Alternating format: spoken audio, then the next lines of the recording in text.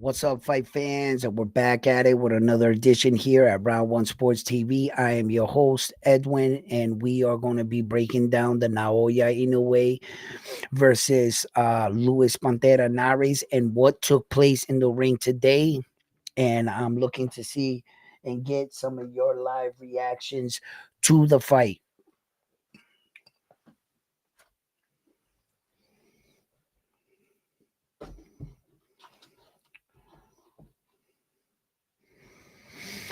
All right, I just waiting for a couple of you guys to join the live stream and let me know that you guys can hear me loud and clear and that you guys are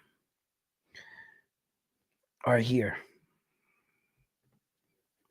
And please, on your way in, please give the video a like. What's up, baby? How you doing?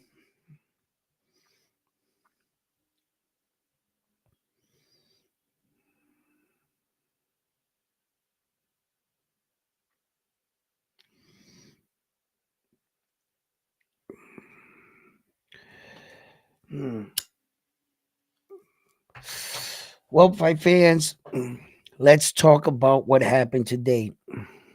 If you're new to the channel, please subscribe to the channel, give the videos a like, and let's talk about what happened. All right. A lot of things have been flooding my mind ever since this morning, and I had to go take a nap and wake up and really assess what I just witnessed and really break down everything that occurred inside of that ring. Okay, this is a real big night for boxing, and Luis Pantera Nares came into this fight and he showed that he wasn't willing to lay down in the fight. He was a real live dog in this fight, and he came into the fight and he really surprised and shocked the world in the very first round when he caught the Japanese superstar with uh I would say like a check left hook, on the inside. Um Naoya Inoue has a tendency on the break of relaxing a little. Sometimes he's not as tensed up when he's anticipating it. When he was fighting a fighter like Stephen Kubo Fulton, he was anticipating Fulton hitting on the break a lot, and he was prepared for that. It seemed like he thought that Luis Nares was more relaxed. He came into the fight and he was gonna basically, feel out Luis Nares, and he was Luis caught him cold right in the beginning of the fight.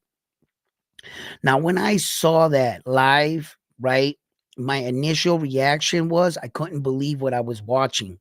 I couldn't believe the way he went down, the way his body hit the canvas. He spun him around because Naoya Inoue was throwing a punch of his own, and his own momentum of the punch and the fact that Lewis caught him and that same, it made him spin even more.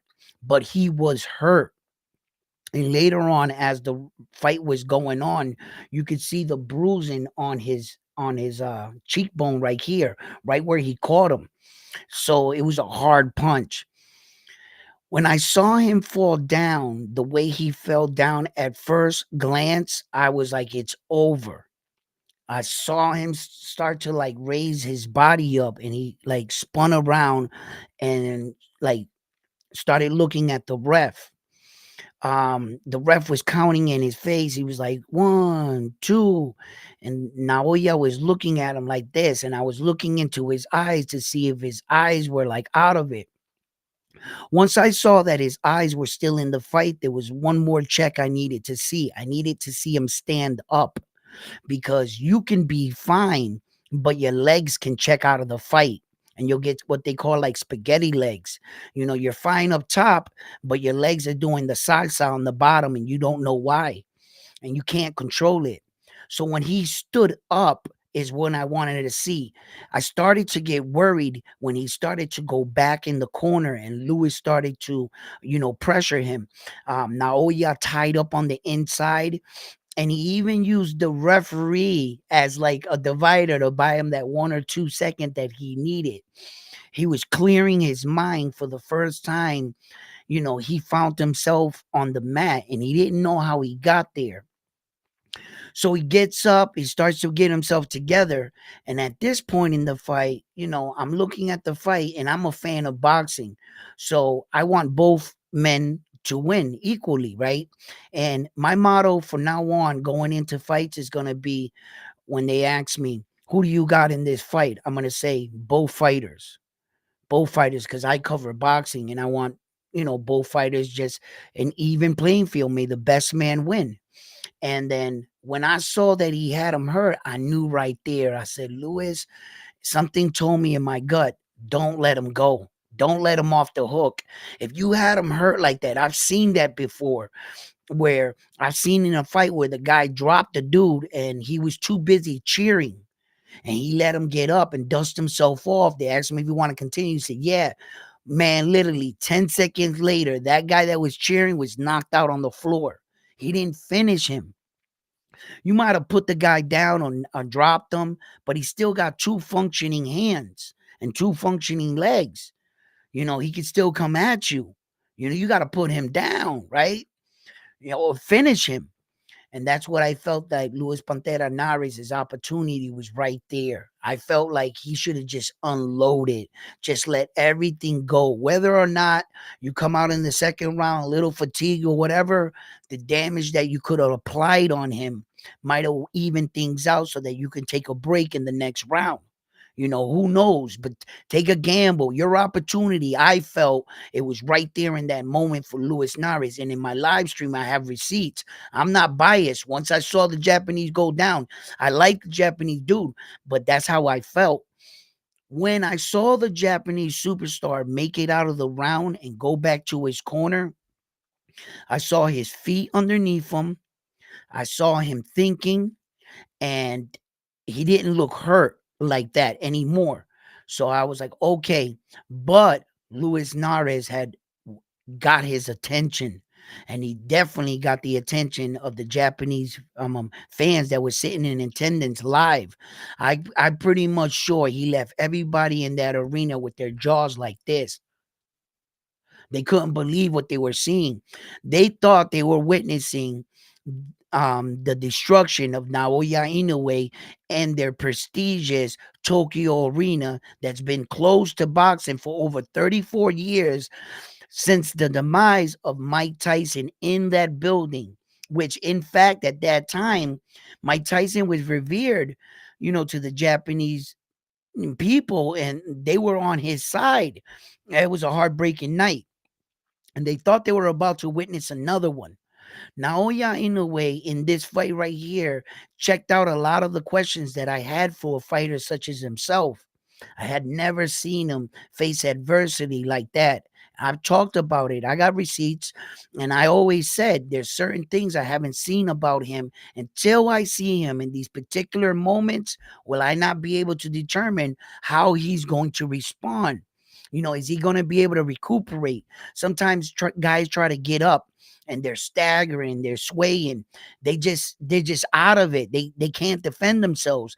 And here comes boom, knocks them out like Anthony Joshua did to Francis Ngannou. He couldn't stop the punch. He was out of it on his feet like this, and he couldn't stop that punch, and he just floored him. So when he was able to escape that round, I knew it was a matter of time where that he knew to make adjustments. Now Oya Inoue was not going to allow you to hit him with the same punch twice, and I said it. Those are the good fighters, the elites of the top fighters. If you happen to catch him with that punch, good luck trying to land that punch again. You might as well try to set up a different kind of sequence, right? But what gave Naoya Inoue the most trouble in this fight, and I said it, was Luis Pantera's awkwardness, and he couldn't get a beat on him. He didn't know when he was throwing, how he was throwing. He couldn't pick up a pattern. He didn't know what to read, right? But interesting enough, if you go back to this fight, you will also see something I've talked about for quite some time about Naoya Inoue in several of my videos. I swear on everything I love, bro. Go to I believe it was the third, fourth round. he turns into Luis Pantera Nares right in front of him in the round. Yeah. After this video, I would like you to go back and watch the video. And I want you to look at the style the Japanese superstar came out in the first round and in the second round. In the second round, he was trying to get control back of the fight. By the third round, he started to settle in the fight. By the fourth round, he started to mirror Luis Pantera Nares. Go look. I swear to on everything I love. When you look at Luis Nares, look at his hands, look at his frame, and look how he's standing.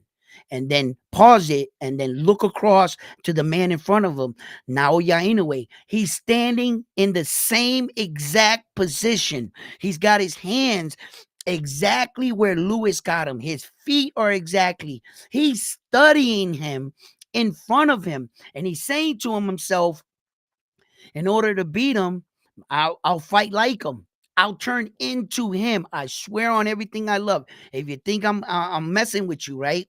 Please go watch the fight. He turns right into him. Yo, his whole style, he goes from like this, regular, and Lewis was fighting like that. Everything from the movement to the way he was standing, he started to like it was like a chameleon. He was just like, and what he was doing is he was figuring them out. He was doing exactly that. Then when he got his timing and he started throwing straight punches from the outside, he really started to pick apart Luis Pantera Nares. And only Luis knows how hard those punches actually were. He took some punches in that fight that I was like, man, you don't really have to take that kind of damage. A lot of people made that mistake against this guy. And then at one point, Lewis had him up against the ropes, and I was like, now you might want to get away from the ropes right now because this guy's a good hooker, on the inside. And just before I can say that, now ain't no way hit him with an uppercut, bow, and drops him. And I was like, ooh, I was like, wait a minute, now he's just breaking him down. Now he's just breaking him down. The first one, the first knockdown that he got on him, it was more like a check hook. There wasn't a lot of power on that shot. That was just all technique. And he caught Lewis coming in, walking into it, and he and sat him down. That's basically what the first knockdown was. So when he knocked him down the first time, yes, I was happy that he got it back because now we 1-1. And it also builds on your confidence, that you can hurt this guy, that you can also drop him. So now he's like, I can drop you. So now it's just a matter of breaking you down at that point. And at that point, I started to see the fight slip away from Luis Nari. As the fight started carrying on, the Japanese superstar really showed his championship pedigree. He really showed why, arguably, he is considered to be one of the best fighters in the world. And this speaks to, you know, to his championship pedigree. Like, what will happen to you if you get knocked down?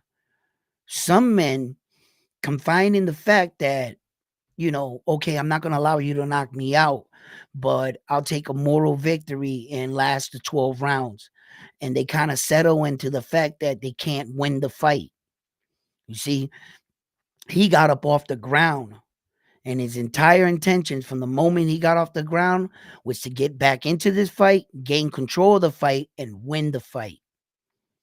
Yes. And that goes to show you that, he was never looking for a way out in the fight. Luis Pantera Nares, hats off to you. You are the first man to successfully knock down Naoya Inoue. That's pretty big. Um, from the moment Naoya Inoue hit that canvas, right in that split second, I knew at that moment that people were going to say, oh, you can't say he's never been knocked down before. Oh, you can't, Terrence Crawford's never officially been knocked down. He was knocked down in a fight legitimately, but the referee didn't call it.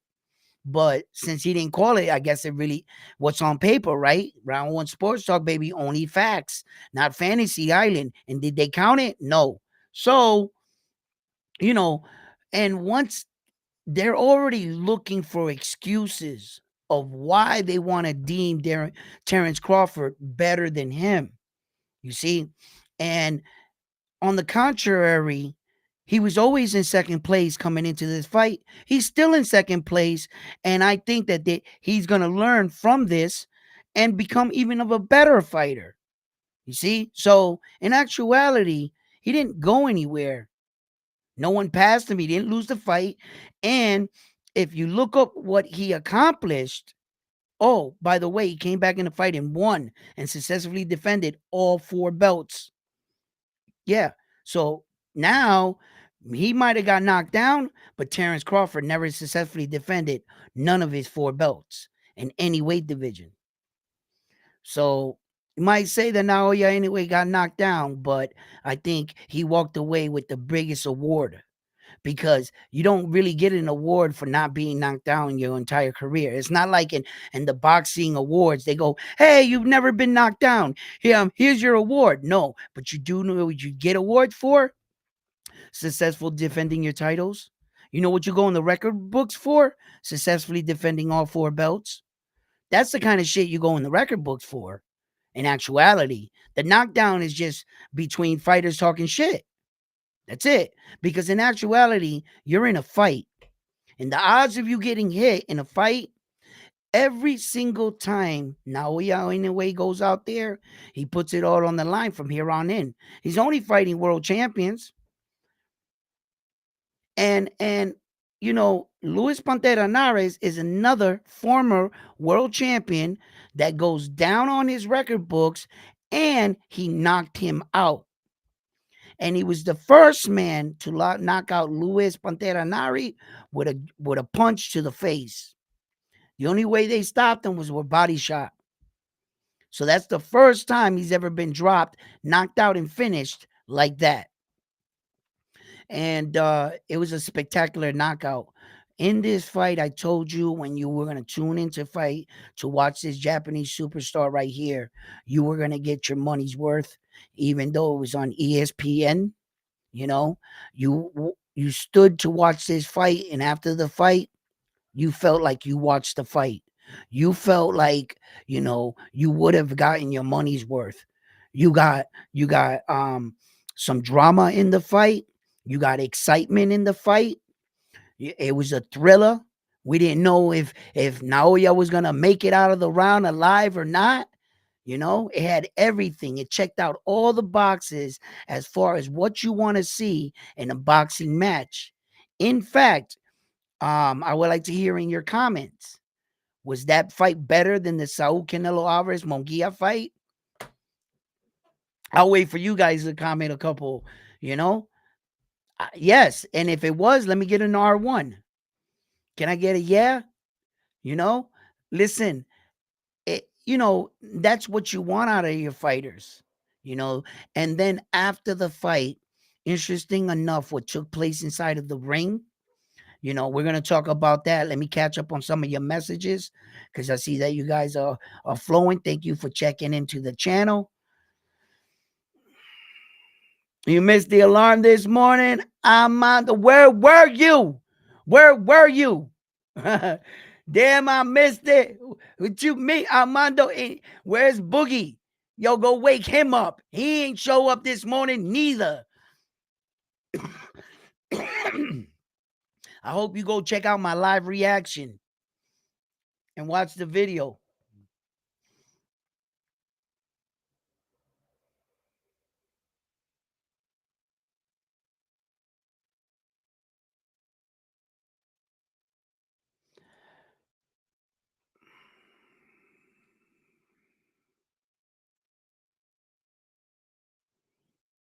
Bang Bros.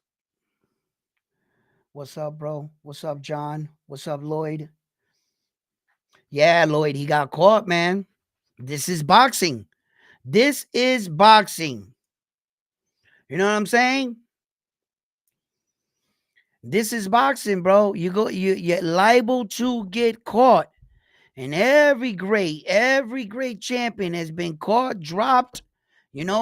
I remember when Floyd grabbed Sugar Shane Mosley's hand for dear life. He wouldn't let go of his head. Yo, he was staggering on his feet. And the second punch that he hit him in the top of the head even wobbled Floyd's legs. Floyd was like, he was doing the stanky leg in the ring. Terrence Crawford's done the stanky leg. Ali's been down in his career. Mike, the greatest of the greatest fighters. They're in a sport, in a gladiator sport, in a combat sport. There's not a Superman that has a cape on that comes in there every fight in a ring and just dominates and outwipes everyone else. So bad to the point that no one's even coming close to touching him. That man does not exist. And in actuality, would you want that man to exist? If Naoya Inoue wasn't challenged in this fight by Luis Pantera Nares, we would say he has no competition. They would say that he's just fighting tomato cans because he's making it look too easy. In fact, I like the fact that he dropped them. It goes to show that these guys that he's fighting are real live dogs, that they're not taking paychecks, that they're in there to fight. Mexico represented this morning, and they got nothing to be ashamed of. Bro, he's driving back on that plane knowing inside of here, bro, I dropped him. I had him hurt. It might be stinging a little when you go back and think about it, man. I had him and I let him go and I paid for it. You know, look, those are decisions you're gonna have to make in a certain kind of fight. It was just that type of man with that type of power, with those type of skills, I would have been screaming to the top of my lungs at my fighter. I don't care if you don't got nothing left in the second round and you gas out completely. Take your shot right here, right now. Let it all go. Dump it. Just unload. And I probably would have went for it, because I knew it right here. I've seen men like him get up off the ground, and if you don't finish those type of guys, you don't want to leave them giving them too many opportunities. Not those kind of guys. If you ever had Muhammad Ali staggered and hurt, you better stay on him. If you had Floyd like that, you better stay on him. And the men that did not stay on him and did not, you know, say, fuck it, this is my moment right here. I didn't come here to fight 12 rounds. I came here to capitalize on my moment, trying to win this fight. There it is right there. Sometimes in life they say new doors open, some doors will close. Some doors will open in your life, but if you wait too long, that door is going to close on you. Don't let your moment slip away. You see, you got to know, you got to recognize when it's there, and I always hated when I was a lot younger, and experiencing life. I would get in an argument with somebody, or they would say something slick or something back, and I would walk away, or I had walked away, or they walked away. And after it was said and done, I was left with a bad taste in my mouth. I was left with those situations where I should have said this. I should have, now it's thinking more. I didn't realize when I was younger, that yelling is a form of weakness. Yeah, anybody that yells is yelling at you, they're showing that they're weak. Yeah, the only reason why a person really yells or raises their voice is because they start registering. They grab one point, and what they're trying to do now is they don't got no more control and they're losing control of themselves. They stop thinking, and now they're yelling. They're stuck in one situation, and I learned that.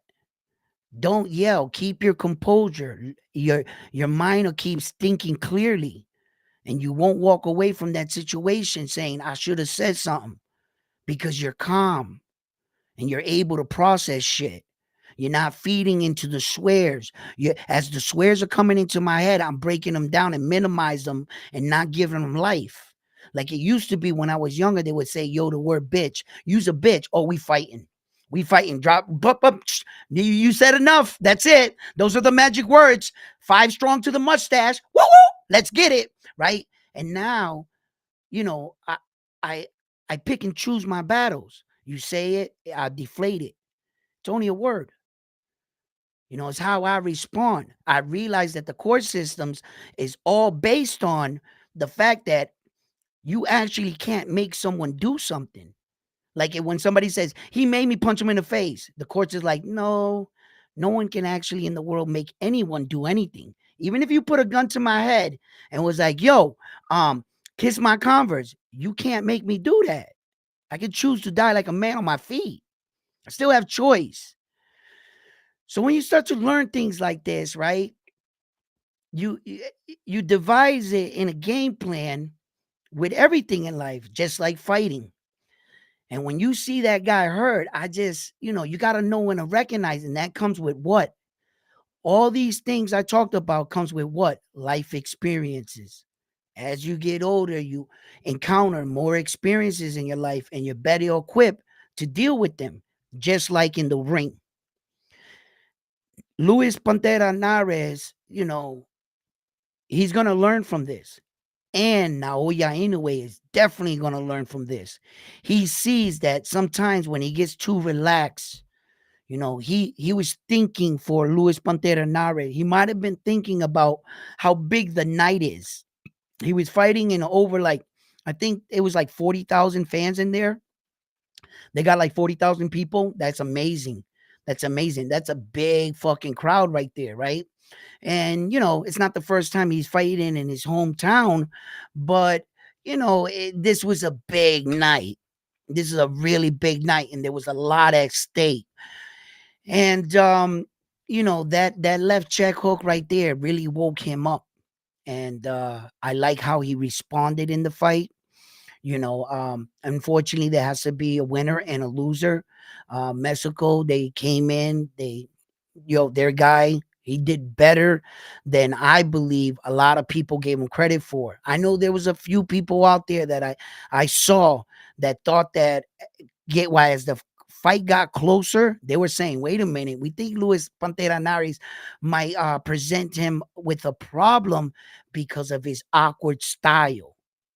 You see, now, so Sam Goodman gets into the ring, right? And Sam Goodman is the um the number one ranked opponent for two of the belts. I believe it's the IBF, and I think it might be well, it would have to be the WBO or WBA, right? That's not much of a guess. That's the only thing that's left, right? But so it's one of those two belts, but he is the mandatory in two of them. I know that for a fact. So Sam Goodman comes in. Naoya Inoue has already accepted the fight that he'll start negotiations. Sam Goodman, he was all hocked up in the seat, preparing what he was gonna say. And even though Naoya was like, "Yo, I'll fight you," he was like, fight me or vacate those belts, or fight me, bro." I just said I would fight you. Like, he felt like he had to get that out. You know what I mean? Right? The incredible thing about this all that I just witnessed a champion get dropped for the first time as a professional. I don't think he's ever been dropped as an amateur neither, but uh according as professional, this is the first time he's ever been down on the ground, right?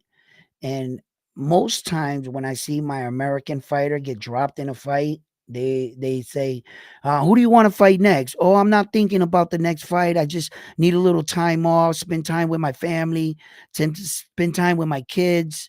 I want to go to Disney World because I only been there 30 times, so I want to go 31." So yeah, right. It's always something. This guy gets dropped for the first time in his career, and he looks the guy across from him and he says, "I'll fight you in September." September? Are we in May? Bro, that's like right there. He's already wants to fight in September. No breaks. Superior mindset. Superior mindset. Hmm? That is amazing. And we know we're looking for this date right here. June 15th, Subriel Matias, Liam Paro, Puerto Rico. I will be there. Okay.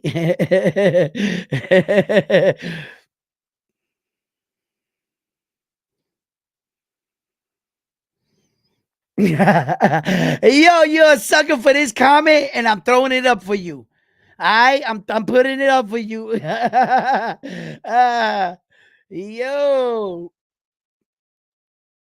he's Leah. He's a sucker. Now his left hook is between the mouth chain and the orbital bone.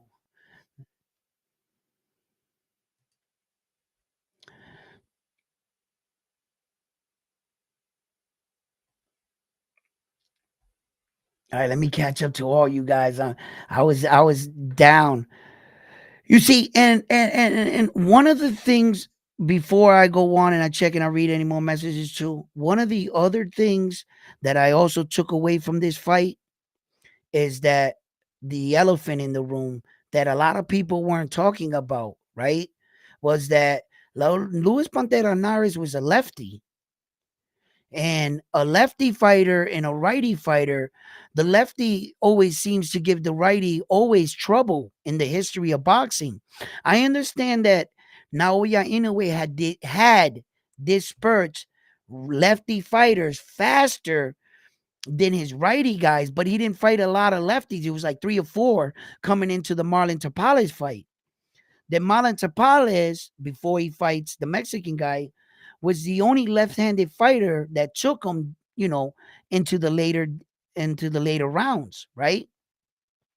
So he had good success on a track record on paper. Naoya Inoue's, ratio versus lefties, he knocked out more of them than they lasted in front of him. Okay, so you might be like overlooking something like that, and I don't think a lot of people like really took that like, well, since he's dispersing lefties so good, we don't really think that this lefty is going to give him a problem, which in fact it did. The fact that he dispersed them so fast, we didn't get to see how he would continue battling against lefties. He just happened to catch them early in the fights and get him out of there. Marlon Tapales happened to bring him out, and he had to figure him out. And it was the left that caught him, you see, and that's his power shot. That's Luis Pantera's power shot. If you're a lefty, your righty's your jab, right? Right. And he caught him with the left hook. So he hit him full fledged. And that's usually like a check hook from somebody else, or, like their jab hand. And he probably wasn't anticipating that shot being that hard like that, man. Usually he'll take a punch, and right when he takes your punch, he punches over your punch and punches you in the side of the head, because he's able to take that weaker left punch. But that was his left power punch. And when he went to let him hit him, that he was going to bang him with his, that punch was too heavy. It spun him around. Yeah, and then his hand, his momentum with it. It was ugly. When I saw it, man, I'm telling you, I was like, I couldn't believe what I was seeing. And it was like time was moving slow in my head. Like every movement he made from the time he was on the ground, I was like, come on. And I saw him like move his hand, and I was like, well, he's not completely out. I said, now he's getting out. I looked in his eyes. I was like, well, his eyes are good. And he was like looking at the referee. And I was like, how hurt is he? And when he stood up, I was like, if he wobbles, I was like, and he kind of like stood, and Lewis pressured him, and I seen him like lean back in the corner. He did good work off the ropes in those corners and some of those sequence. One of them, he hit Lewis with a nice uppercut and straight, and that was in the first round. He was ending the round like that. So, although he got dropped, man, that was amazing to see how he responded. That's big. That's big to come back in a fight like that. It speaks to his championship and warrior heart. It really does.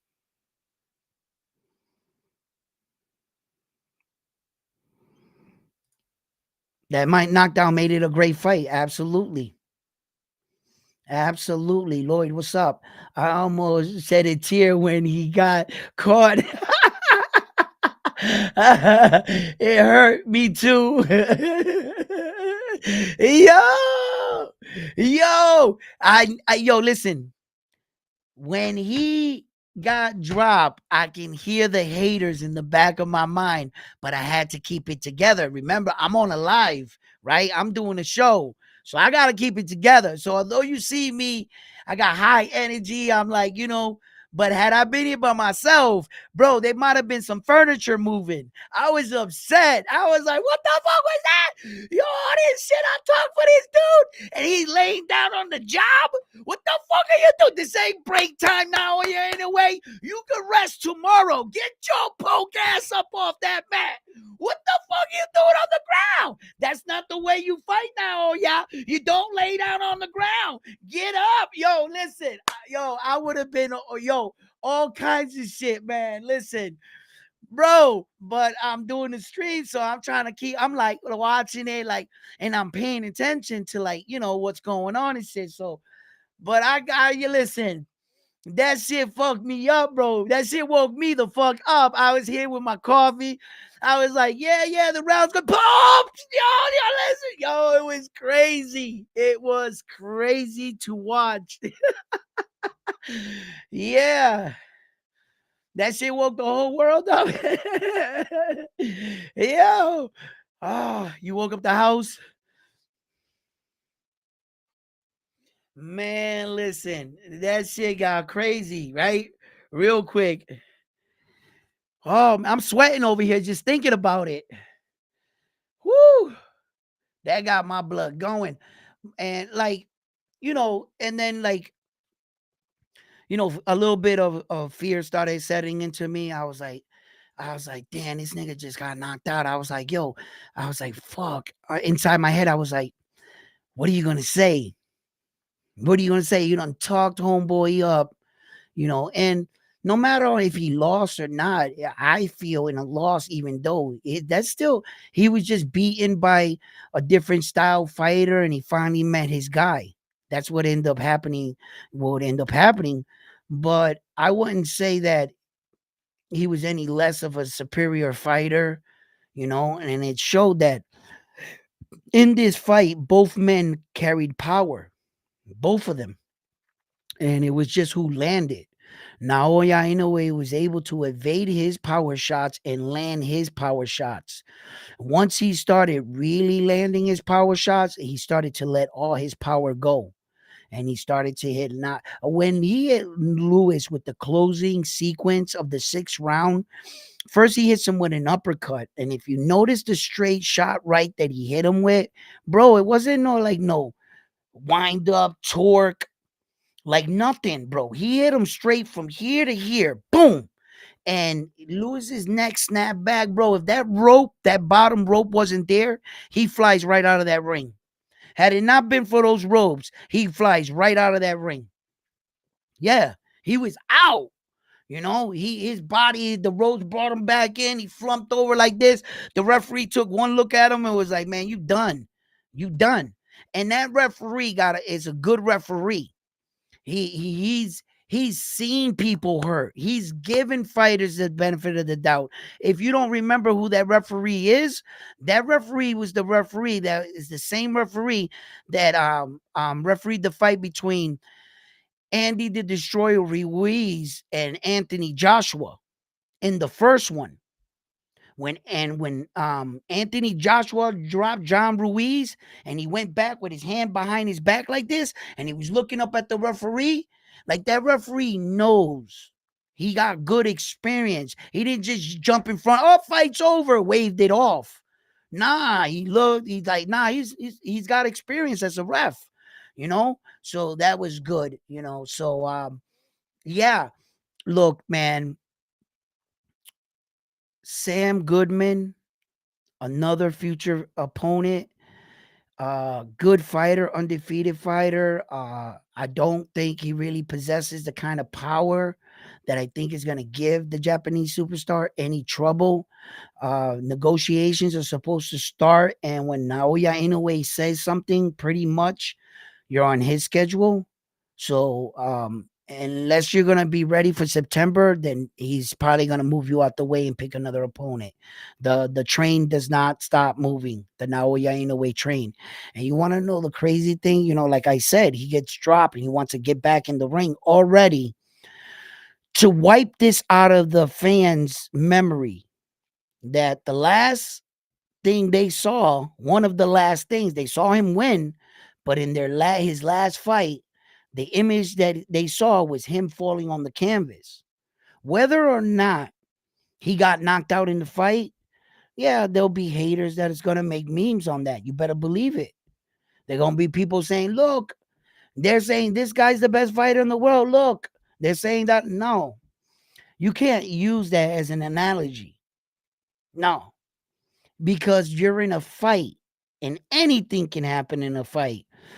What you can use in an analogy, which I think so, is who won the fight? Okay, then shut the fuck up. What if? You don't get credit for what if. You don't get credit for I almost scored the point. I almost beat you. I almost hit a home run. I almost threw a touchdown. No, yo, you almost asked. Go sit down over there, bro. And we could see through all the hate. They could make any meme they want. What I saw was a great fight. And I saw two men in there giving it their all. And I saw a man really chasing his dream. Luis Pantera Nares was chasing his dream of becoming an undisputed world champion. And look how close he got, you know. And before anybody wants to talk shit about that Mexican guy, I hope none of the 26 fighters previous to them talk shit to that Mexican dude, because guess what he did that you could not do? Yeah. And they talk about his style is shit. His technique is garbage. Really? My technique's garbage? Bro, you got to understand that all boxing and all fighters don't look the same. And I always say that. All styles don't look the same. Just because your fighter looks like that, and now you're thinking, in order to be better than my fighter, you got to at least look like him. No, no. That's why you hear the expression styles make fights. And some people hear it, goes right over their head. They heard it, they don't really understand what that means. It means a weird, unorthodox style can fuck with your superior style, can throw a monkey wrench into your dance. You're not getting his timing, his rhythm. He's doing fucking shit. You know what I'm saying? Imagine you was boxing, right? And I came at you with this style right here, right? I just came right at you, right? Like this, like a madman. What would you do, right? Right? You ain't never seen no shit like that. It looked funny, right? You probably kick my ass, right? Because I kick his ass coming to me like that. But it would fuck me up for a second, right? It's it's it's it's the approach of the fighter when you're not doing it the right way. And now what that actually made me think of was at 126, Luis Alberto Lopez could give him or defeat the Japanese superstar. He fights just like he has a similar style to Luis Pantera Nari, but I said to you guys that I believe he does it better out of the two. He's also the bigger guy and the harder puncher. He would probably end up knocking out Naoya Inoue. Yeah, he could. He could. He has enough pop in his shot where he would drop Naoya Inoue, and the one thing he does real good, he doesn't let you off the hook. That man will track you down in that ring. Just like he was putting the pressure on Flores, just like he put the pressure on Abe, the Japanese dude. He that style. Abe has a good boxing style, man. That looping, it's gotta be faster than what they're anticipating. Yeah.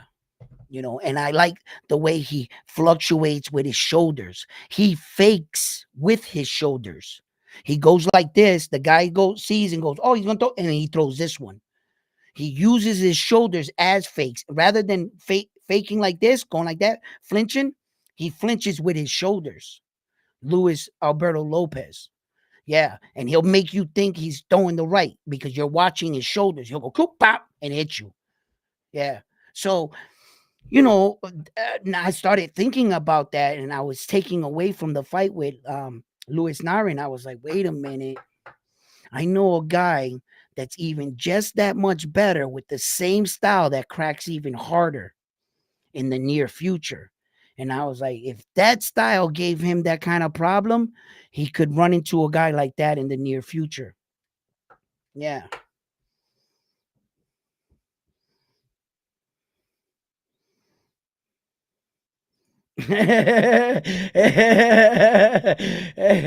Yo, y'all like my fighting style? Yo.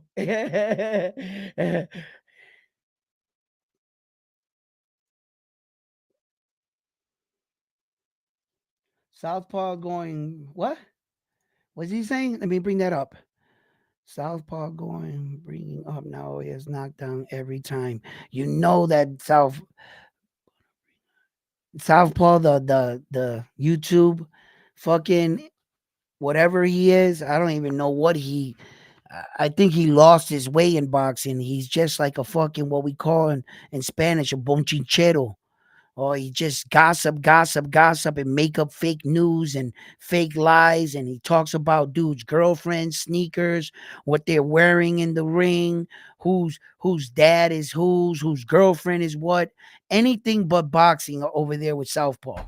He talks about everything else but boxing. He doesn't educate you on boxing. He doesn't teach you anything about the sport. Absolutely nothing. And this guy got more fucking followings and I don't get it. I don't get it. I don't get it. He made this whole thing about Devin Haney and the girl he's dating and who gives a fuck about who the fuck where Devin Haney puts his shit in or who he's screwing.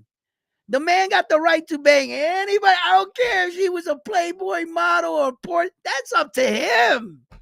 What the hell does my opinion got to do with who you lay with? People trying to control who you lay with. Like this, the girl you lay with, so that you break up with her. What is his agenda? Where is he? What's his angle? Just shit talking. Just purely shit talking. And that guy has.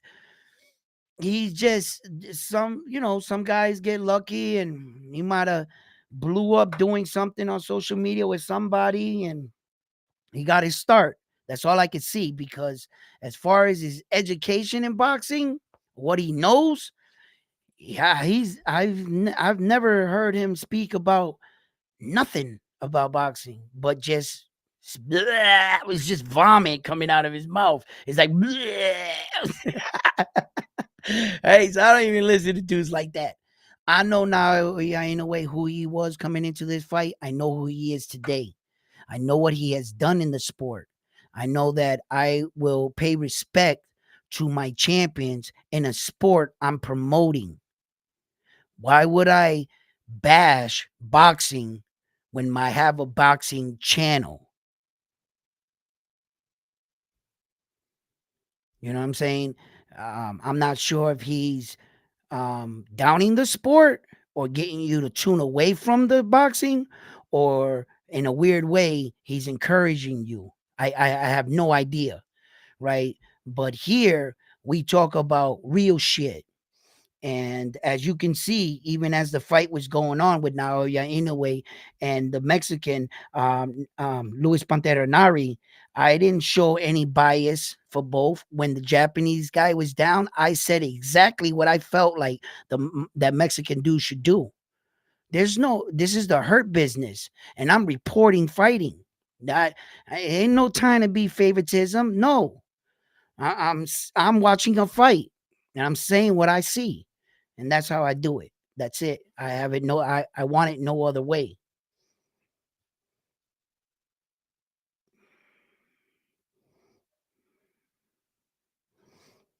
Yeah, well, that's what happens, bro.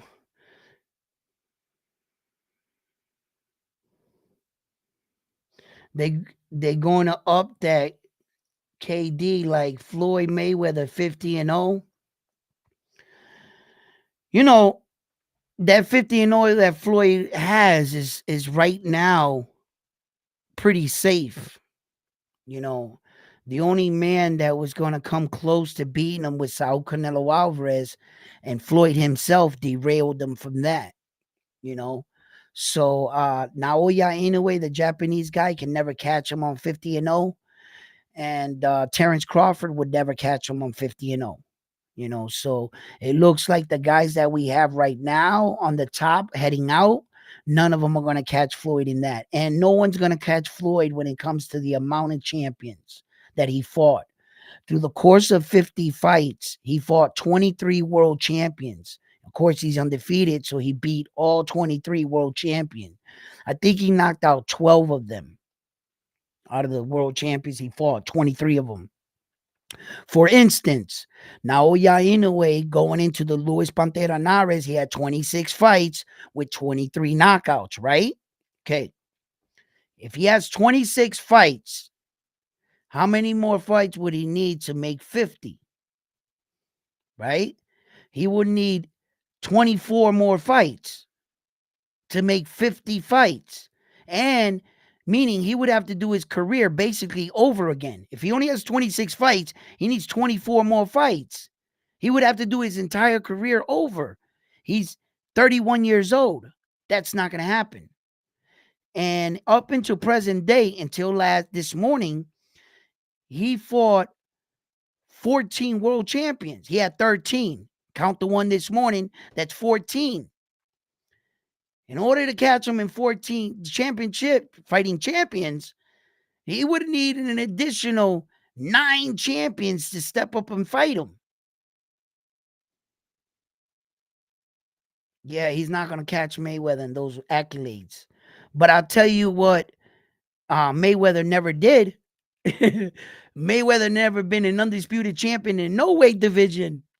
And he didn't do it just once, he did it twice. That crushes those kind of accolades for Mayweather. Because to technically the 50-0 is a personal one. They don't give you an award for retiring undefeated. You don't get and they don't give you an award for that. No, that's just personal. Okay, you retired undefeated. It's a big saying a lot about who you are as a fighter. No one ever beat you. Okay, but there's not a first place award for that. That's not like an MVP. You know what I mean? What there is awards for is for securing all 4 belts multiple times. Shit like that, making records with 23, 24 consecutive world championship fights in a row.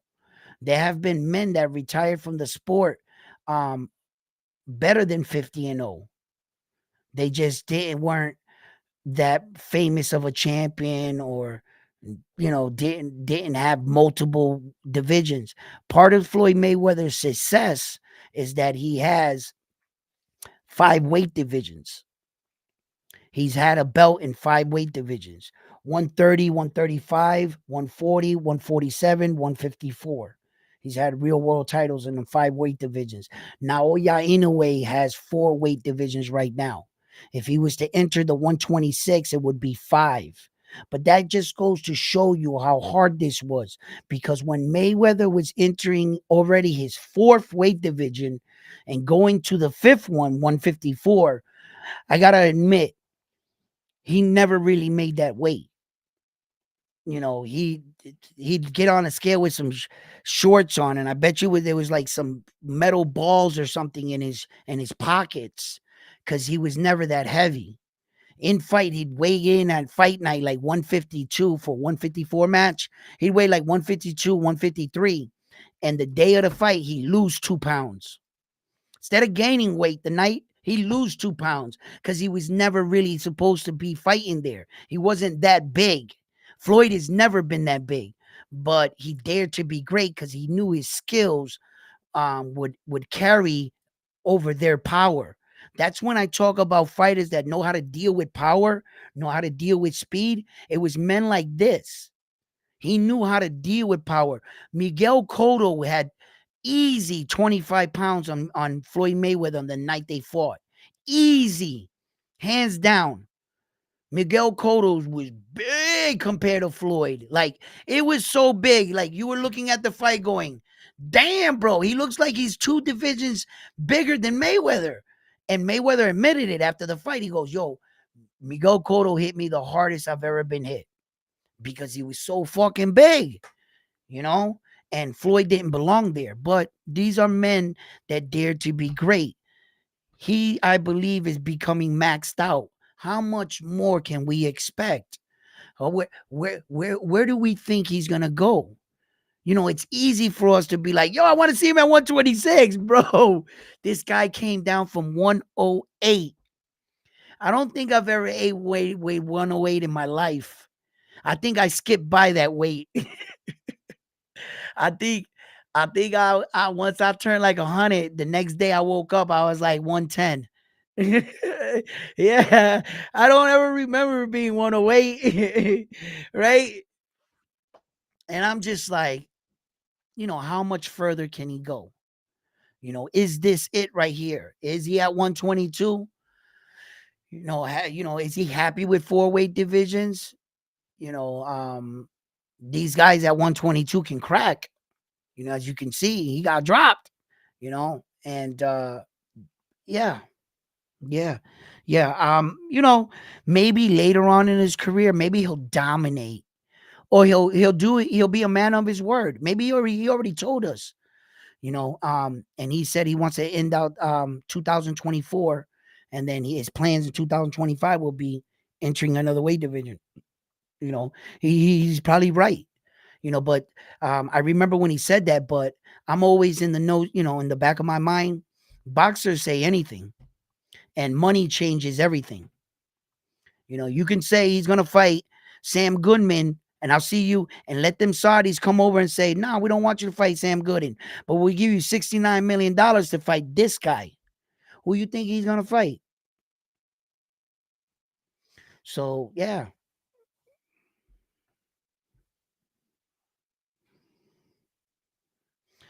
can we get these likes up, please? Can we please smash the button for me? Come on, guys. Manny was 108. But Manny was 108 because Manny was homeless in the street, starving to fucking death, eating field mice right out of the field. He wasn't 108 by choice. Manny was 108 because he was starvation. He fought his way for every time he fought, they gave him a happy meal. He had to win the fight or he didn't eat. So Naoya Inoue, he was a trained 108. Like you know, he was just naturally that small. And I'm just joking with Manny Pacquiao and not at the same time. You know what I mean? He was truly a small guy, right? And he was starving in the Philippines. And when I'm joking that he would win these fights to eat, he legitimately would have to win the fights to eat. Manny Pacquiao, and that's not a joke. But I'm just making light of the situation, but it just goes to show where these men came from. And once Manny Pacquiao was a small Filipino homeless kid on the streets, and people started seeing his potential and how hard he cracked for such a little guy. Um, you know, they everybody wanted a piece of him, and he soon got himself out of poverty. And as you can see what money can do for you, he ended up in 154 because he was able to buy a cheeseburger. You know, you know what I'm saying? So he actually got up to what normally, if he was living a better life, would have grown into that body eventually. He was going to be that size man, you know. Um, but he was a kid when he was fighting then, and he was little, and he was able to, keep the weight off until he got knocked out, Manny Pacquiao, and he had to move up because he felt like he was weight draining himself to defend that belt that he got knocked out for early in his career. When he lost that fight, then Manny moved up, and he became the Manny Pacquiao we know of today. So yeah.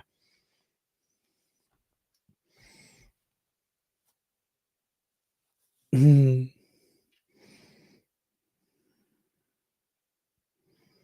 Yeah, man. Matter of fact, right there in your comment, when he was 16 years old, he should have never been fighting that fight. He wasn't old enough. He was lying on paper. They were lying for him because, he was good. He was that good when he was young and shit. And they would lie and say, man, he was older to fight grown ass men. He was like 14 years old, 15 years old, literally fighting 35-year-old grown ass men that have been fighting, that are trying to hurt this little kid, and Manny was dropping them. He had that banger. He had that one hit. Manny cracks. He can crack, man. You know,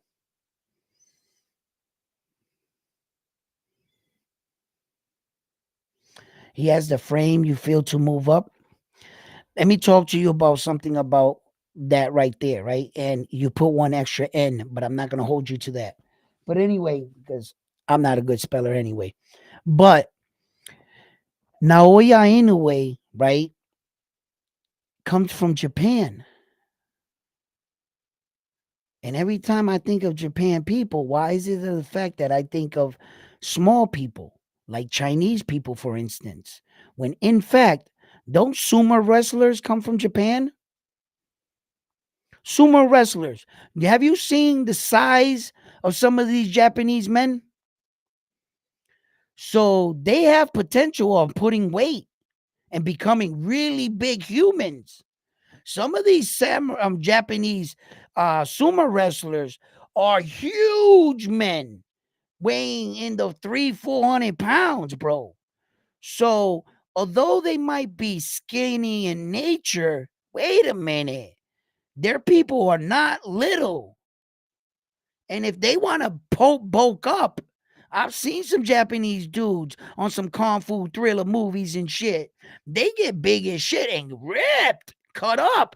You see his little brother, Naoya Inoue's little brother, when he was at 126, he was jacked, bro. Right? But in boxing, a lot of muscle is not really good. You want to have that more slender body. You don't want the guy with a lot of big muscles and shit because, as he's punching, that's more blood going into your arms, into your biceps. It's gonna fill in, and you're in the middle of the fight. Your arms are gonna feel like jelly. You're not gonna have that snap to your punch because it's too much blood is running into to fill up that muscle. If you didn't have that big ass muscle and you had like one of the like those thin bodies, you ever see like that thin dude knock out that big muscular guy? It's because the thin guy he can snap, he can flow better. And then he's all like bulky, you know what I mean? He ain't gonna be that slow, but he's that much slower than that guy. So yeah. But Naoya Inoue, he's Japanese, man. They're not little people. They're not. And I'm like, maybe if he eats some more and he can gain the weight. I saw the only thing that really looked bigger on him on this fight was his neck. This part of his neck for me. It's starting to get like where it's getting a little thicker. You know what I mean? So, but he's acclimating well to it. He probably trained himself to be skinny so long that is like my body, like for instance, right? I start working out and shit. I can't turn my metabolism off. Yo, I could eat anything I want, bro. And I look 2 months later, I didn't gain 1 pound. Once I turn it on, I start jogging. Yo, it like turns on 24 hours a day. My body just keeps burning shit, burning, right? But the minute I start working out, it would take me, I started noticing it would take me a few months for that metal in my body to turn off. Then I get a little bit lazy. I'm not doing anything. And all of a sudden, I start getting on the scale and the pounds just start packing on. And I gained a pound a day for 30 days. I gained 30 pounds in 30 days in one point. Actually, I gained 31 pounds if I want to be technical. I actually gained an extra pound. Yeah, and I blew up, right? So I put on the weight too big because I wanted to be bigger for another fight. So then and there was other periods in my life I cut down, you know, but I'm like that. I'm like that, bro. This winter right here, you might notice in the winter, I packed on a couple pounds in the winter. This winter right here, I think I packed on like 20 plus pounds, probably. Yeah, I was ripped last summer. I was all ripped. I was cut up. Yo, I sat here eating and I fucking weighed myself yesterday. I was 204. Yeah, 204. I'm 204. I'm 204 at 5'7". Yeah, but I'm solid, baby. You know what I mean? I wear it good. But yeah, man. I think that he'll get acclimated to this division in 2025. He'll push up. I believe a lot of young guys will start putting themselves in position. I believe a lot of belts are going to start to trade hands. It's very hard to keep these belts in boxing, man. There's a lot of good guys at 126. I think they're playing musical chairs right now with the belt. I think Ford should vacate that belt if he's successful. He wins that. He'll and then we'll see what happens from there. You know what I'm saying? I don't want to go too far because Ford would have to actually vacate that belt. He's going to fight for the other one. So let's see where that ends up. Um, yeah, who else had? Well, Espinoza, I really wanted to see him fight that Cuban guy, Ramirez, right? Rosie, Ramirez. I'm saying his name fucked up wrong. I'm sorry if I'm messing up your name, my man. I'll work on it. I wanted to see him, the Japanese guy, fight him.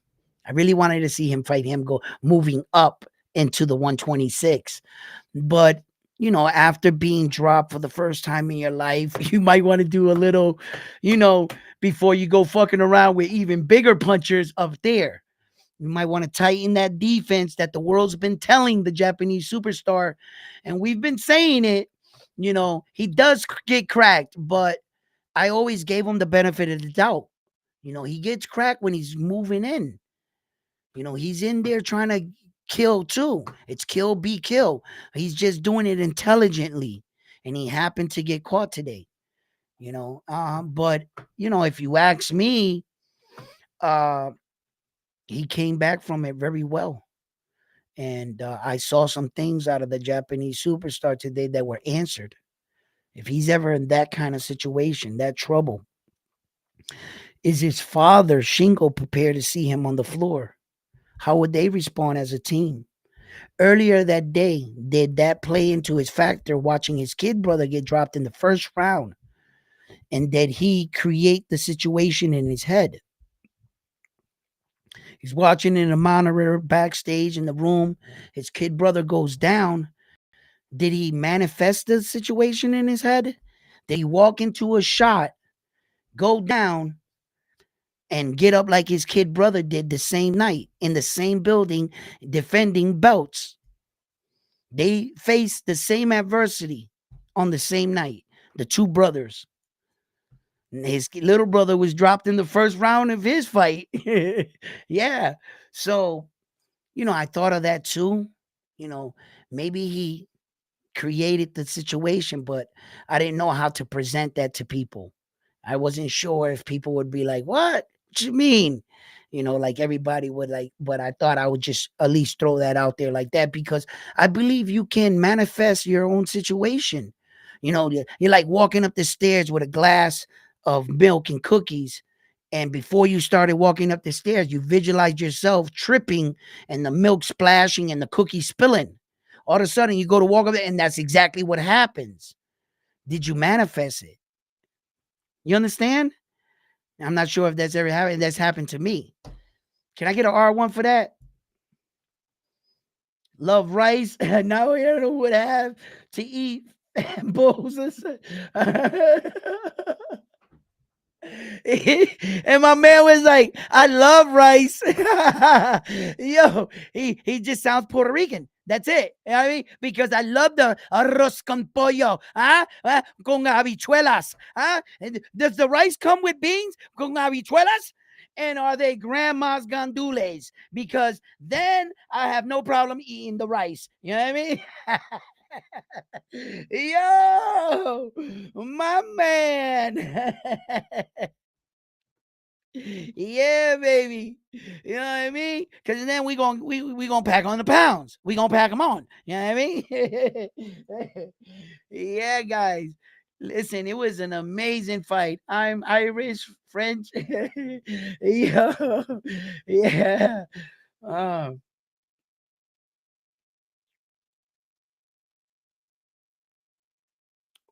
at their prime. I don't really like to like make talk about fantasy fights and shit. I think both fighters are great fighters in their own right. They have their unique styles. I stopped like talking about fantasy island fights because it just gets me into arguments I shouldn't even be in. You know, I'm like talking about two fighters that would have never fought, and I'm like passionate about it. I'm like, no, you'll do this, and I'm like, dude, like, you know, you do realize that that fight is just fantasy, right? So, I like to focus on things that and give fighters their both credits. And the reason why I stopped doing that as well, them fantasy kind of fights, because I learned that until you're in front of that man, things can go different. I expect Naoya Inoue to really like outclass Luis Pantera Nares. From the outside looking into this fight, I didn't think he was going to make it out the first two rounds, you know? So, but he had other plans. And you can see how just one punch can change the course of events, and get you in trouble. The great thing I liked that Naoya Inoue was never looking for a way out. The expression on his face, he stood together, his composure. He never gave the hint to Luis Nares that he was hurt. He kept circling out. He grabbed when he needed to. He evaded, blocked, stepped out, reset himself, and started applying his jab. He did give Luis Nardi, I noticed, a straight right coming straight in, and I know he felt that punch, so he knew that he was still a live dog, and maybe that's what hesitated Luis Pantera Nares from going in and initiating that kind of attack. He probably thought that he didn't have him as hurt as he thought. I'm not going to change my assessment on that one. Whether he was hurt or not, I was about to find out. Either I was about to get knocked out, or I was going to get knocked out trying to knock you out, or I was going to really knock you out in that moment, because I understand what was in front of me. I understand what kind of man he is. you know um as I got older and stuff, you realize that there's some men you don't play around with. It's not time to start raising your hands, jumping around on the rope, claiming victory, and then you turn around and the referee's like 6-7, and you thought you won the fight, and you let all your energy in it just dump, and now you can't turn that fighter back on. And this guy wants some revenge because you just put him down and made him look stupid. And he's coming at you. You know what I mean? Like, you got to stay focused. You gotta finish the job. That's why some men in this game, they're called good closers. They're good finishers. They smell a drop of blood in the water, they're like sharks. They're gonna finish. And I'm not going to change what I feel in that moment. And maybe in another fight or another situation, perhaps I would have settled back and I would have agreed to what he did.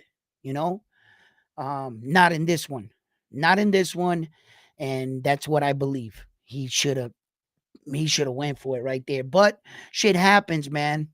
and he let Naoya Inoue gather his wits. He didn't let him. Naoya Inoue earned it.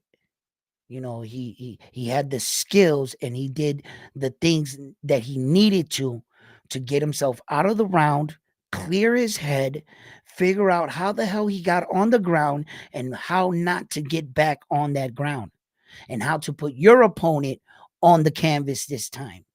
When he hit him with that check hook, he hits his gloves real hard. Now, in a way, he was like, yeah.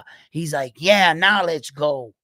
Now we tied up. The pressure, it's bad enough that you're going into this fight with all this pressure on you anyway. You just get dropped. You're a little embarrassed.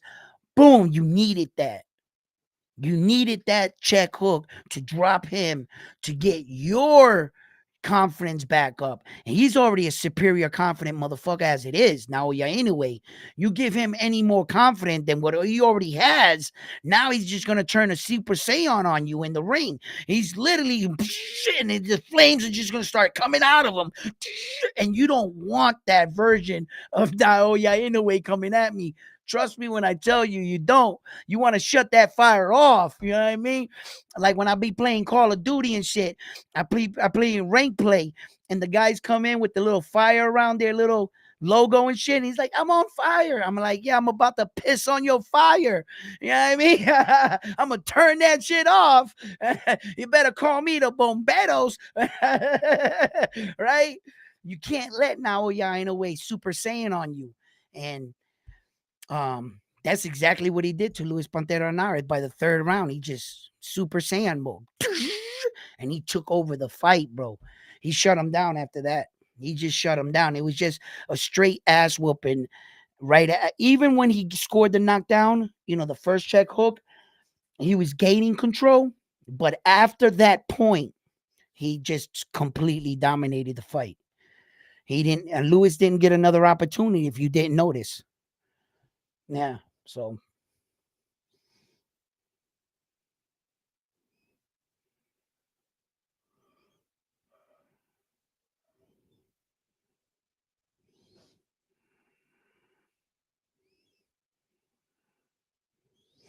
Alex, he fought in the US twice. Japan Japan is Las Vegas for lightweights. Yes, it is. Yes, the fuck it is. Japan is Vegas for lightweights. That's where you make your money. That's why I've been a big advocate for Luis Pantera Narez that I didn't agree that they should have gave him a lifetime ban. Not for a man in his weight division. It had he been in any other weight division, I'd have been like, yo, just fight in the States. You'll be all right. But that is Vegas. Japan is Vegas for those light guys. And by cutting Vegas off from a fighter like that's just like cutting off 70-80% of the places he can make the most money in. That wasn't right. That's how you feed your family. And I was never in an agreement with that. Never. I believe he merited a suspension and a hefty fine, a 2-year ban, a 1-year ban, or even a 5-year ban. Give him a ban for every year. I don't know. Maybe 5 years might end him, right? That's just like a lifetime ban. I don't know. At his age, no, Luis Pantera is not that old, but still, that would be a big hit, right? That 5 years, that's too much, right? But life, I mean, that's even more than 5, right? Right? And I was never in agreement with that. No, you don't. That's how you feed your family, So, yeah. Like who? Wait a minute. Let's. Yeah. Oh yes. Thank you for the donation. Hey, what's up, baby? Super chat. Thank you, my man. Who that? Blade? Yo, my man Blade. Yo. Or once in the US again, prospect Nery. Okay, if you guys are talking about the Japanese superstar, which in fact I think you are, he's fought a total of 4 times outside of Japan, 3 times in the US and 1 time in the UK. He fought Jamie McDonnell out there in the Europeans, and he fought twice in Madison Square. Well, once in Madison Square Garden, The other one in the other part of New York, I'm not sure if it was a smaller, another arena besides the Barclays Center. It was another place in New York, I think it was. And then he fought, um, I think in like some small town in the middle of nowhere in the U.S. Yeah. So Naoya Inoue, in total, he's fought 4 times outside of Japan. 3 in America and 1 in Europe. That's it. Yeah. And the times that he came to America to give the Americans fights out here, he did it for free, basically, to let the American public know who he was. That fight was against Jason Maloney in Madison Square Garden during the Corona epidemic in the bubble. There was no crowd. There was no ticket sales. He didn't make that much money for that fight. When you ain't got no crowd, how much money did you think?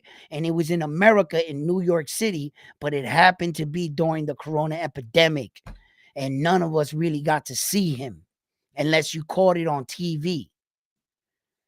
And that was a big fight. Bob Arum rents out Madison Square Garden for all his top fighters like it's going out of style. I think him and Madison Square Garden just got like a bill that keeps running because that's where Bob Arum loves to put his fights, the mecca, of boxing. And then Las Vegas turned into it, and then now they believe the Saudi might be the next new big place in boxing and stuff. But yeah, he has fought outside of America. But the thing is that fighting outside of America at this point for this kind of man is not going to determine him as a better boxer or not a better boxer, right? Because what they're saying now is that he needs to fight basically American fighters, the top American fighters, without sounding so racial about it, by saying, just come to America. That's what we're basically saying, right? The problem is he already did that. He already knocked out off all the top guys, right? And America doesn't have that many small guys in those weight divisions. So who the hell are they talking about? Right? Okay. They're just saying anything. What they want him really to do is just lose. That's all they want him to do, the Japanese superstar, because in actual reality, the men that have these prestigious awards in boxing that still walk around with their head up in the sky like this, right? Entering the room, everybody calls them champ, and it is merit and it's granted because they're a legend. What he's doing is he's ripping all these legends out of the the the halls of the Hall of Fame, out of the history books. He's ripping their pages out of their history books and he's filling it in with his picture and his page. They don't like that shit. You think everybody's happy that he's doing all this shit? Fuck you. They don't like this shit. Bro, at the end of the day, we are competing. That is Japan's fighter. That's not America's fighter. That is Japan's fighter. Most people would even frown at the things that I would be saying. But I'm not the in the middle where that I'm picking sides. I'm not an American fighter just picking a Japan fighter and saying, "Yeah, he's it." No, I'm picking every fighter in the world. I'm just covering boxing. You see? So we are competing, and at the end of the day, all those records and all those belts go back to Japan. People don't like that shit. They don't like that shit, right? And for instance, for the Latin fighters, right? 20, 30 years ago, there was a lot of Latin fighters, but they weren't all from the same place. Meaning you would have some that were Mexican, Spain, Puerto Rican, Cubans, you know, and um, Honduras, whatever. You would get Guatemalan, Ecuadorian. You would get all these Latin fighters, but there weren't a lot of them. So whenever a Latin man would fight, we would back him because he was Latin. You understand? And now it's becoming a point where Mexico is just Mexico.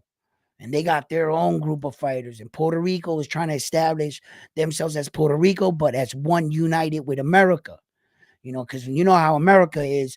They take credit for what everybody does. If Puerto Rico gets a champion, oh, that's our champion. Yeah, yeah, I mean, right? But this is the way it is. I don't make the rules. We're competing, and I love to see the best fighters come from all walks of life. Look at Lomachenko. Look at Usyk. Look where they're coming from, right? And I believe that those dudes are awesome. I love them guys. Look at Francis Ngannou, just coming into the sport. A lot of fighters from different walks of life. Where did the world pull Gervonta Davis from?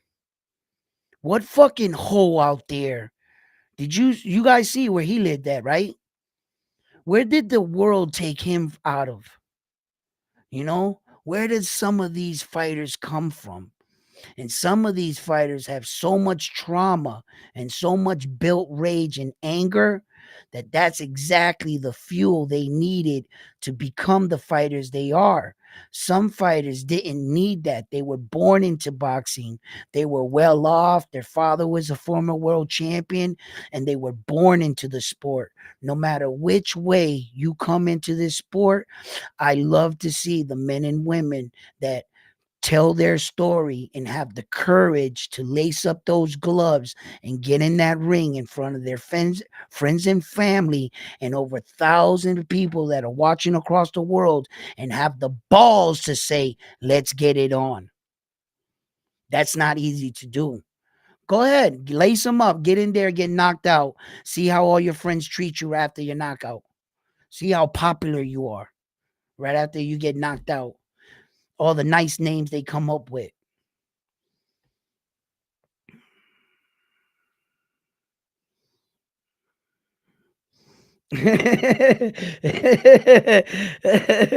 Yo, he just never gonna give it to him.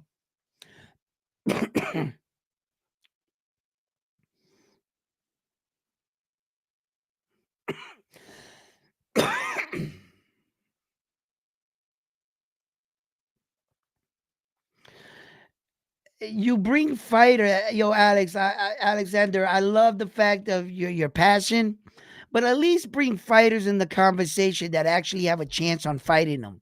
Casemiro, all he ever did was run his mouth. He never was actually going to fight Naoya Inoue.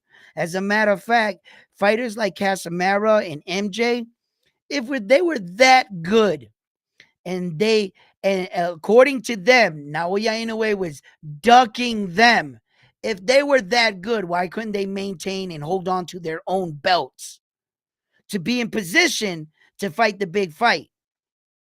Yet they want to lose their belts, get their ass kicked, and because the Naoya Inoue train is going by them, they want to yell from back here, hey, I'll beat you up. They want a free ride to the top. They don't want to successfully maintain their status as the baddest motherfucker. They want to pretend and bark like they're the toughest dudes. And they have a lot of people out there confused like they really that guy. If you were really that guy, MJ and Casamera, you should have held on to your belts because you saw the Naoya Inoue train coming right up the station, but you weren't even good enough to hold on to what you had. But yet, you're going to call out a champion such as decorated as him and convince people that mysteriously you're better. Really? Casemiro is better than who? Not that this guy, he couldn't even hold on to his belt. Fuck out of here, bro. If you were that good, you should have been in position. But you're not. You know what they're good at? Shit talking.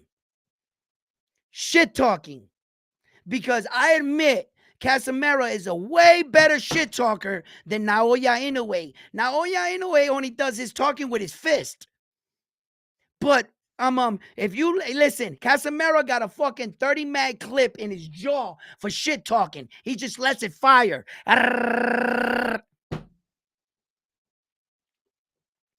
But when it comes down to rock and rolling, apparently he ain't good enough to secure a fight with this guy, but he's good enough to talk about it. Yeah, I can see through that bullshit. See through that shit real quick.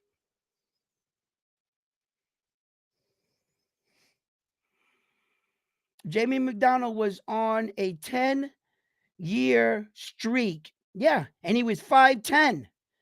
10-year streak, Jamie McDonald.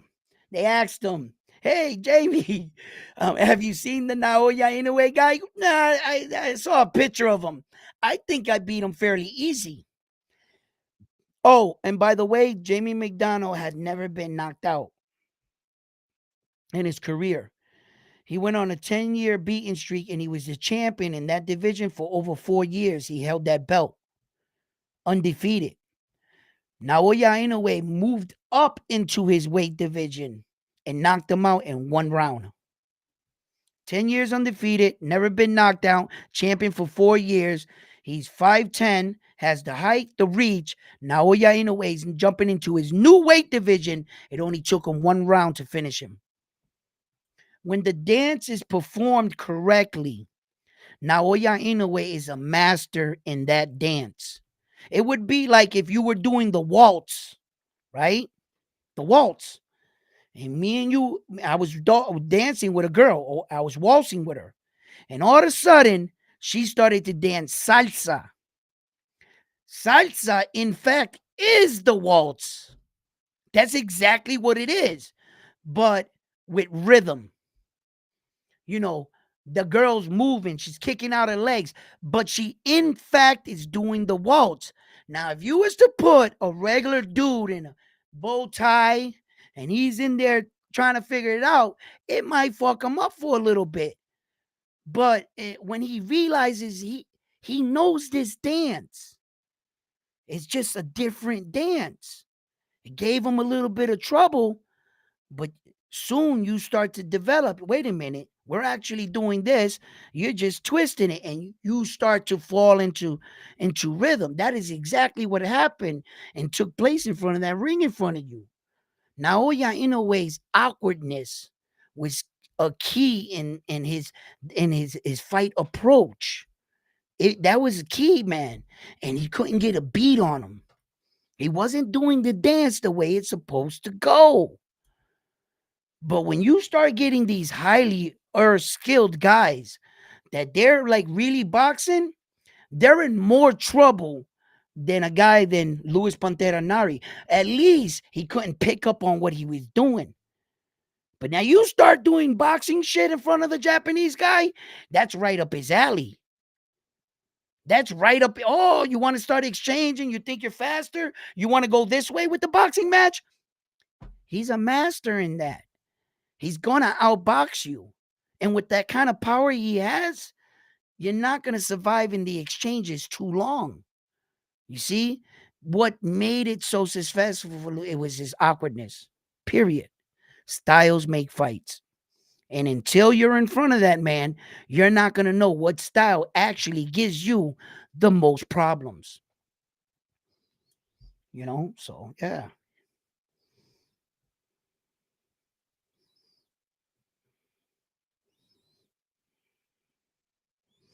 Casemiro can't hold his jockstrap. He couldn't.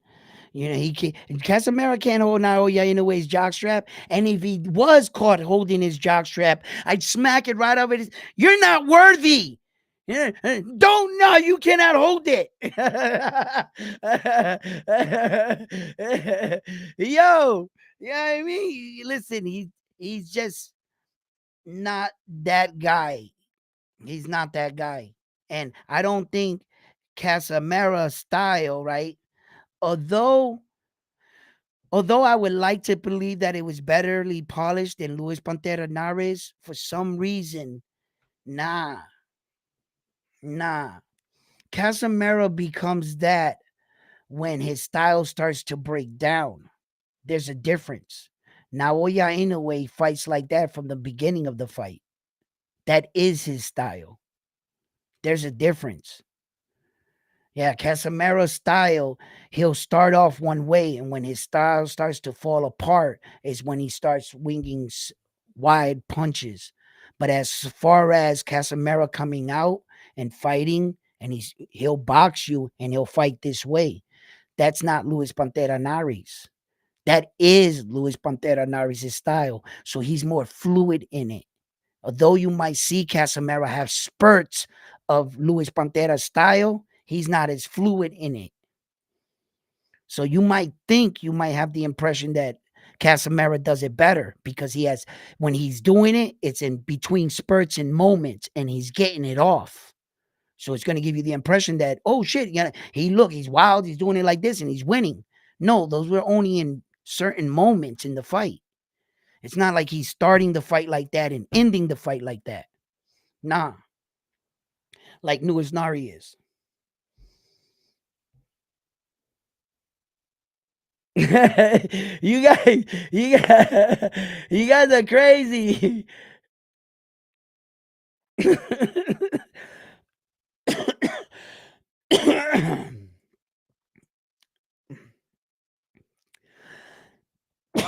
That'd be a good fight versus Fulton. Fulton is supposed to fight right now on the what I'm hearing on the Javante Davis undercard on June 15th. He's supposed to be fighting on that card.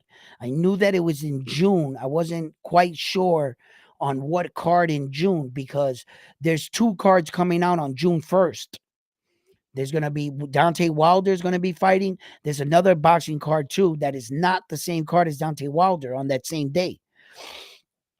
And seeing that Tank Davis was announcing that he was stepping away from the June 15th date, and he had told Megan the Stallion or Megan, whatever her name, she's performing on that day in New York. And he tweeted out and saying, "Don't worry, June 15th, the night is yours."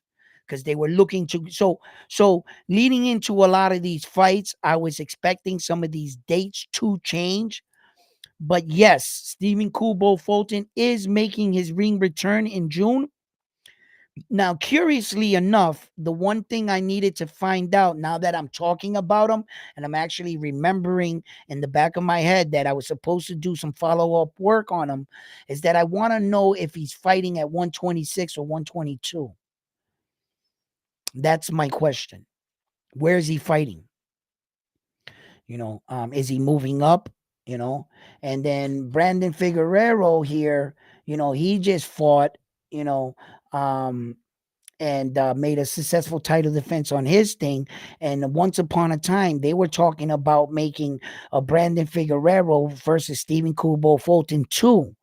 But then Naoya Inoue jumped in the mix, and that fight never happened. And that fight was supposed to be scheduled at 126 once upon a time. And it was even penciled in. They even had a date for it and everything.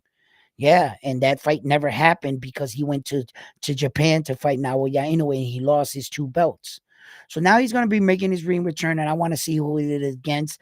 I heard one name. Um, I'm not going to announce the name because I know how boxing is. Sometimes boxing has a tendency of making you look foolish when you say one thing and then tomorrow they're saying this and you're like, "Fuck, I announced that." So I'm just going to wait until things are more sketched in stone to give you more on that. Over two 122 boxers, only two 122 boxers I don't mind Naoya Inoue fighting in 2024 is MJ and Goodman. Anyone else doesn't deserve a shot. The reason I haven't pointed out the obvious about I was just going to let somebody else keep talking up Casamera, and then I was going to hit him with the final uppercut to shut that fight down. Casamera, how's your health? How you doing? I don't think you healthy enough to fight. You might not fight again. All that lung phlegming, coughing up, you might want to focus on your health, my man. So I'd never seen him after that uh until he fixes his health situation. He can't fight now, yeah, in a way. And you're right. The only person that I wouldn't mind if he was gonna stay at 122 would have been MJ and Sam Goodman, right? Um I like Sam Goodman better than MJ fight. I like it better. You know why I like it better? Because Marlon Tapales beat the man that beat the man, and then he beat the man. So by Marlon Tapales beating and defeating MJ, he kind of beat the man that beat the man, and then Naoya Inoue beat that man, right? And since you have an opportunity to taking away Goodman's O here, rather than already fighting a fighter like MJ. Now just hear his, we know who he is as a fighter, but just hear it out. 11 fights, one loss.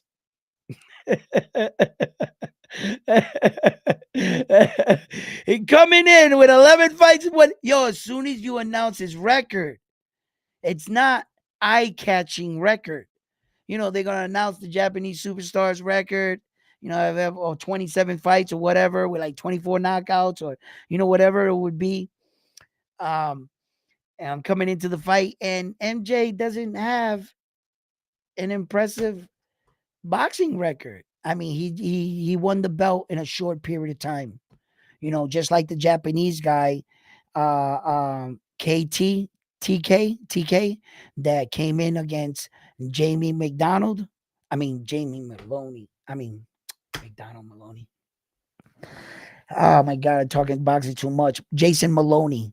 He just beat Jason Maloney for his belt, and he only had eight fights, but he had 8 fights with 8 knockouts. He was rocking 100% knockout ratio coming into the fight at least. So, yeah, I wouldn't mind watching him. I wouldn't not mind those two guys. Anyone else in the 122-pound, um, he's cleaned out. He's cleaned out the top guys, which was Fulton and the last man standing. MJ wasn't even part of the last man standing. He just wanted to fight the Japanese guy, but he wasn't able to hold on to his belt. So, you know, yeah, absolutely, guys.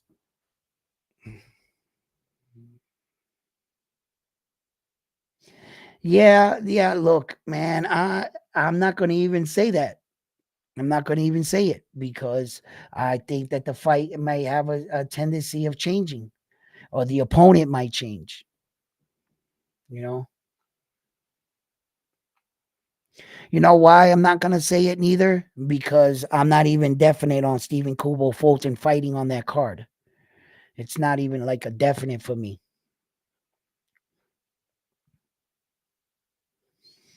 And then when you go look up the card, they don't even got him in a slot. So I was like, well, if they don't got you in a slot just yet, you're really not technically invited to the party. They're gonna have to make a space for you. I understand that, yeah, they'll probably end up doing it, but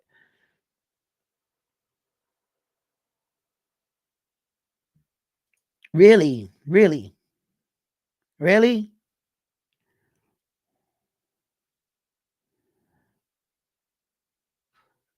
huh?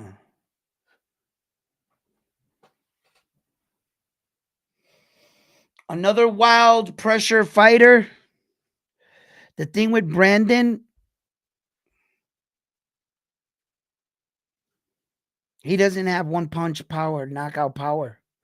He hits hard, a lot of body shots, but Naoya Inoue is not going to stand in front of him. He's not a flat-footed fighter.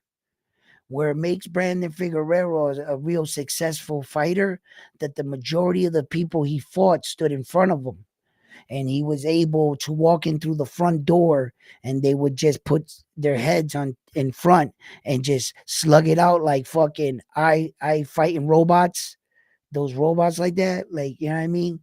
And uh that's what he would do. But Naoya Inoue is just gonna stay with you on the inside for like 4 punch combination, and then he's gonna leave. He's not gonna stay there with Brandon. It's pretty much Brandon's gonna be trying to stalk him. Naoya is gonna sit down, sit on his front foot, give him something hard, pop, pop, pop, pop. He's gonna fall back out, fade out, circle, circle, pa pa pa pa, circle, circle.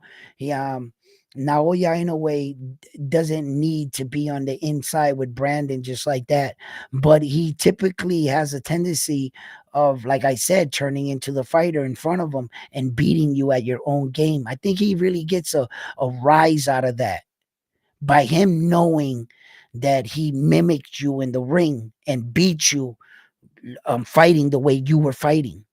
And I wonder if a lot of people catch on to it when he's doing it to them. Like today, for instance, did Louis Nari pay attention and notice that he was acting just like him? And I mean down to the fucking T, bro. It's impressive, man. It is truly impressive. Yo, he stood there, man, and exactly whatever Nari did, for like 3 seconds. It happens fast because, of course, he's like he's like working, picking his style, but he's also like, like trying to like get away from shit, and then he settles back in and he starts doing it again. I dare you go watch it.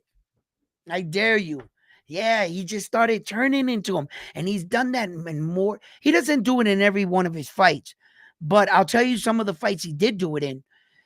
He did it in the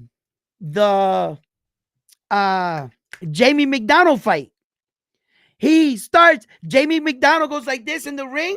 Naoya Inoue starts doing the same thing with his hands. He and it's like I noticed it because I was like, he doesn't fight like that. What is he doing? And then when I looked at the other guy, I was like, hey, wait a minute. And I started noticing. And then his foot, everything, he just started turning into him. He does it a lot in some of his fights. You got to check him out, man. He's fucking, yeah, he's pretty good. He's pretty fucking good. The little fucker, man. He's fucking nice, man. Yeah, but I'm waiting for some of our guys to really start to come around. I'm still got, a lot of high hopes for uh uh uh Mason, Abdullah Mason. I love me some Abdullah Mason, man. I think that kid is special. I think that Boo Boo Schuster Carrington, I think he's special too. I still think that they need a lot of work. But I wouldn't be afraid to put them in with any interim champions right now, like young champions and shit. I want to, I think that they're ready for those kind of fights. As far as fighting the big type fights, I believe that, at some point you got to stop babying your fighter, but at the same time, you don't want to hurt your fighter. Maybe give him one or two more fights, then let's see where he goes from here. Devin Haney took a real big leap when he was younger, but I have to admit that the stars were in alignment for that man, for Devin Haney. Devin Haney, he got email one belt and he beat another guy for three. He basically fought one fight for four belts, basically. I mean, he did do a title defense after he got the belt mailed to him. He did what a champion's supposed to do. Go in the ring, fight somebody, and ceremoniously be awarded the belt around your waist in a boxing match. And he did do that, but it just wasn't the right champion. And he really just didn't beat like the who's. We never got to see him fight the Teofimo Lopez, the Tank Davis, the Shakur Stevensons. And none of these guys wanted to fight at the time because they were all doing the Mayweather thing. Oh, my I want to protect my And that mentality of wanting to protect your deprived us from some of the biggest fights in the world of taking place because these guys just didn't want to rock and roll. Yeah. So listen, fight fans, I've been on for a while. Listen, love you guys. I gotta save something for tomorrow's show. All right. You know what I mean? Man. So listen, fight fans. Tell me what you think. He's copied Fulton too. Yes, he copied Fulton. Philly shell style. He turned right into Stephen Kubo Fulton in the ring. Stephen Kubo Fulton started swinging his back backwards, and Naoya Inoue literally transformed right into him. He looked he and Naoya Inoue is checking out what he's doing. Like today in the ring with Louis Nari. Louis Nari put his hand here, right? He was like this, right? He went like this and like this. And Naoya Inoue started checking out his form. He was going, and he was putting it right where he was putting it. Bro, I swear to God, go check it out. He's a chameleon. He does it real good, and he beats you looking like yourself. He does. That's you guys' next assignment. I dare you guys, call me on it. If you've never noticed this, I go watch some highlights and watch him transform into the dude in front of him. And like I said, not every fight he does it. I would like to give you some fights so that it can make it easier, so you could, go and like notice it real quick and see the fight and shit. Some of the fights with the Stephen Kubo Fulton, he turns into him. He's turned into Jamie McDonald.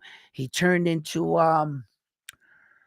uh he didn't do it in the Maloney fight. He just fought. He had a game plan for Maloney. He went in there. He wanted that overhand right, step back, pull right, and he was working on that punch. He didn't look like Maloney. There's so many fights. I can't even remember. I can't believe I can't remember these guys because I was studying this.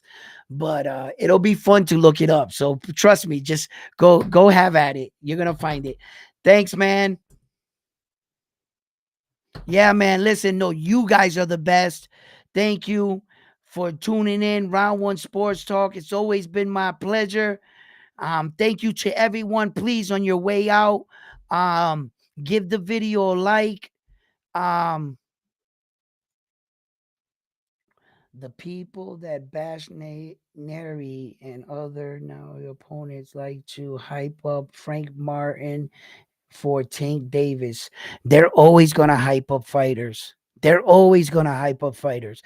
They're hyping up this fight with Tank Davis and Frank the Ghost Martin, like if these guys were fucking had bad blood from the beginning.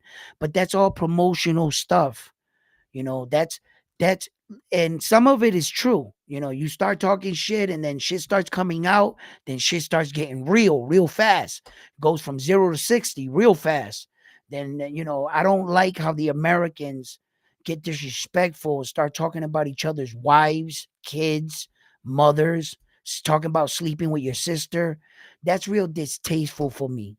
What does that got to do with me and you fighting? Even if it's true.